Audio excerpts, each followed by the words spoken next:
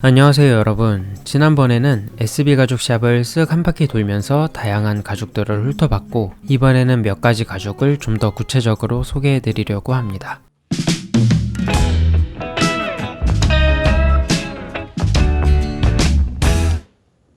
촬영을 할 때는 몰랐는데 편집을 하다 보니까 제가 10장 정도의 가죽을 담아왔더라고요.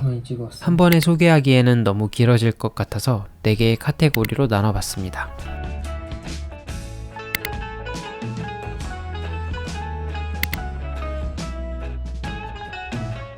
첫 번째는 부담없이 사용해보기 좋은 이태리 베지터블 소가죽입니다. 이거는 낯이 조금 익죠? 네, 맞습니다. 제가 최근에 올렸던 미니백 만들 때 사용했던 가죽이고, 그때 소개했던 것처럼 벨리 부분이라서 사이즈가 작고 폭이 좁으면서 길다란 형태로 나옵니다.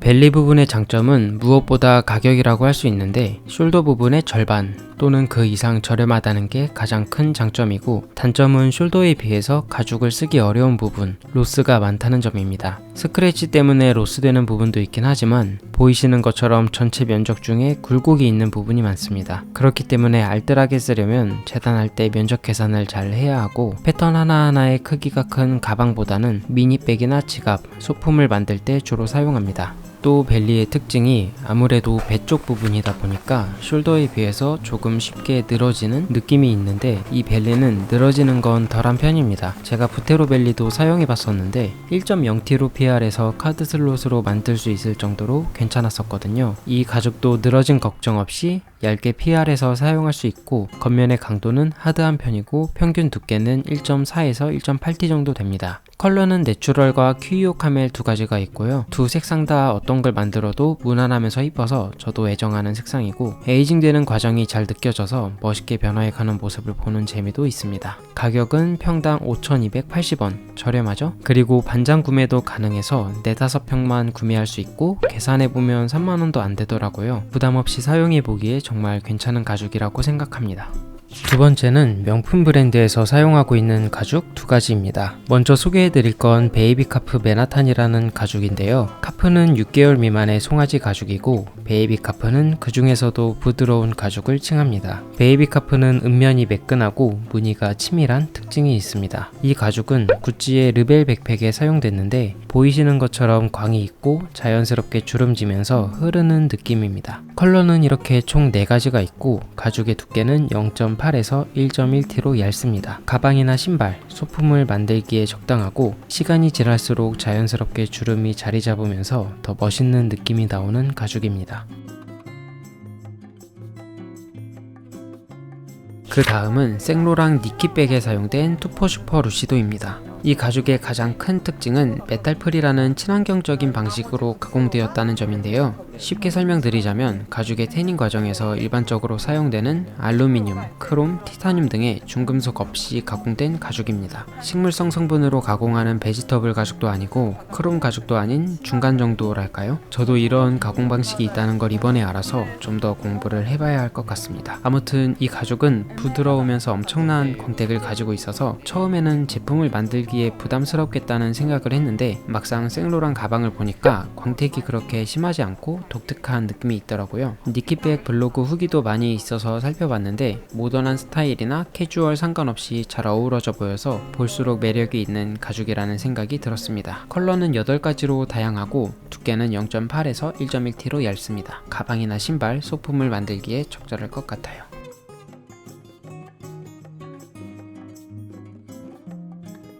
거의 올 시즌 FW에서 제일 많이 유행할 것 같은 세 번째는 2021 FW 시즌 인기 가죽 3가지입니다. 이번 FW 시즌 가죽의 트렌드는 전반적으로 민자 패턴에 광택이 살짝 있으면서 딱딱한 쉐입을 잘 잡을 수 있게 어느 정도 두께를 가진 복스카프 스타일이라고 하는데요. 지금 보여드리는 코랄로 블랙이 대표적이라고 할 수 있겠습니다. 읍면이 매끄럽고 은은한 광택이 있어서 고급스러운 느낌이 들고 부드러운 터치감이 굉장히 좋습니다. 컬러는 총 10가지로 다양하고, 두께는 1.1에서 1.4T, 가방이나 신발, 소품을 만들기에 적당합니다.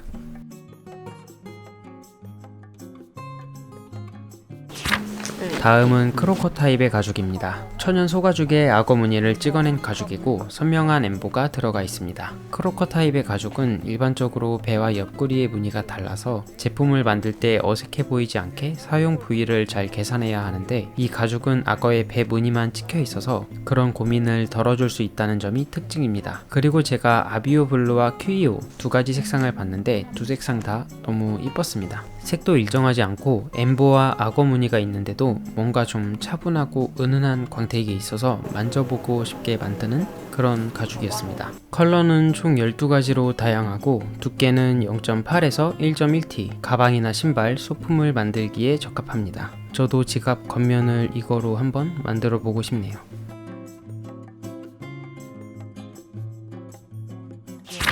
(2021) FW 시즌 인기 가죽 마지막은 샵투어에서 살짝 스쳐 지나갔던 이거 크링크 타르타입니다. 호피 무늬 타입의 크링크 가공을 한 이태리 천연 소가죽이고 특수 코팅이 되어 있기 때문에 은면이 매끈하면서 쫀쫀한 느낌이 드는데 마치 테이블에 까는 PVC 투명 매트 아시나요? 그거와 비슷한 느낌이 들었습니다. 또 일반적인 호피 무늬와는 다른 점이 레이어가 쌓여서 호피 무늬가 만들어진 느낌이었는데요.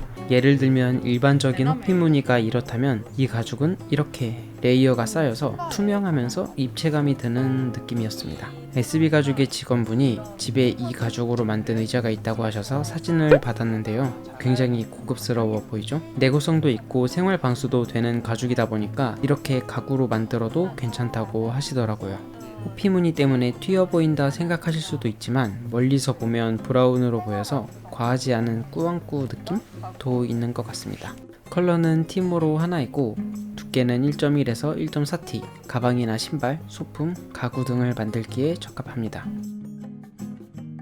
네 번째는 특피 4가지입니다. 처음은 그나마 무난한 것부터 소개를 해드릴게요. 이 가죽은 펑거스라는 인도산 고트, 염소 가죽입니다. 고트 가죽은 대체적으로 인도산 가죽이 가장 유명하고 많이 수입된다고 하네요.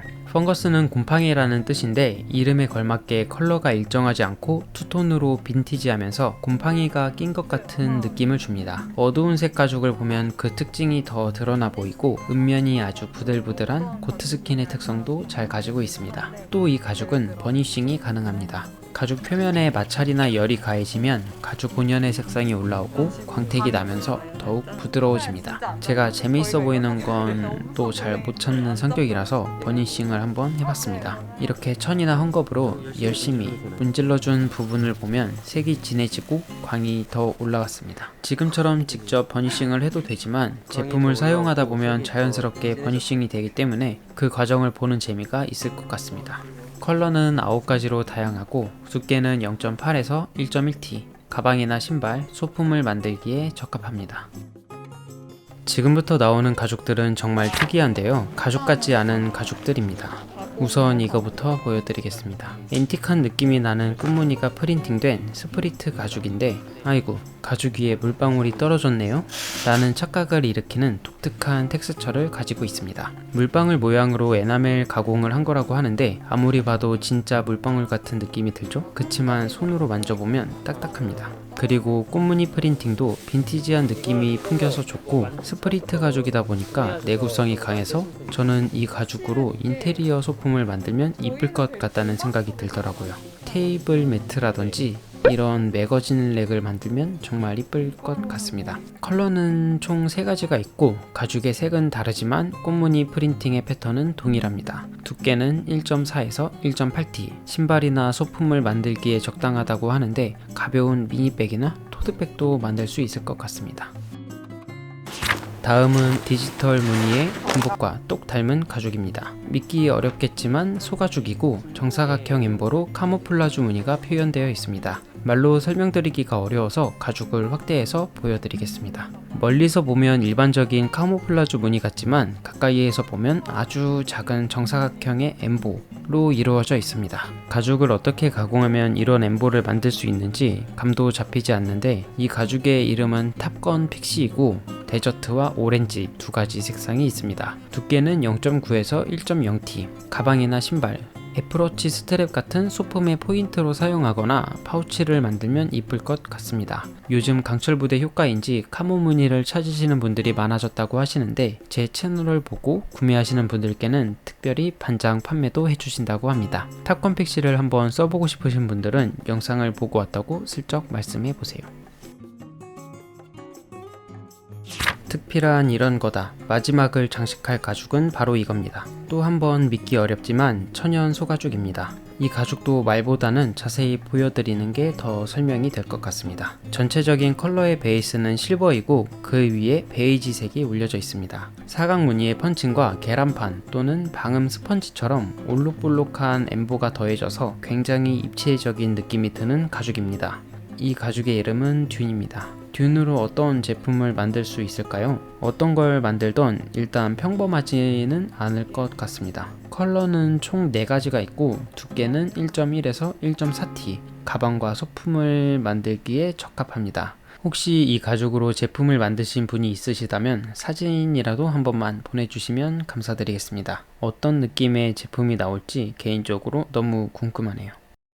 이렇게 10가지의 가죽을 모두 소개해 드렸는데요. 가죽 공예를 2년 넘게 하면서 베지터블 소가죽밖에 다뤄보지 않은 저로서는 굉장히 신선한 경험이었고 새로운 가죽을 하나하나 알아가는 재미도 있었습니다. 기회가 된다면 또 다양한 가죽들을 더 많이 만나보고 소개해 드리고 싶다는 욕심도 생기네요. 지금은 SB가죽샵에 수많은 가죽 중에 극히 일부만 보여드린 거라서 혹시 더 궁금하신 게 있으시다면 온라인 샵이나 성수동 매장에 방문해 보시면 좋을 것 같습니다.